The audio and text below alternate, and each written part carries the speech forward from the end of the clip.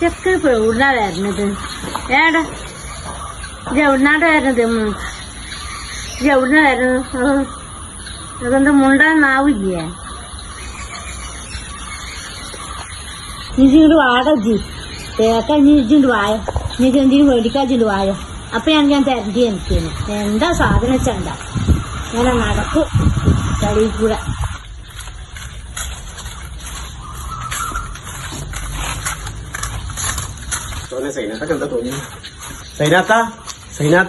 എന്താടാ പിന്നെ നേരത്തെ കുളിച്ചപ്പോ മുണ്ടിയിലെ തിരിഞ്ഞു വെക്കാറാണ് പോയത്. ഞാൻ ഒന്നും വിചാരിക്കണ്ട, ഒരു വേറൊരു പ്രശ്നം ഉണ്ടായി.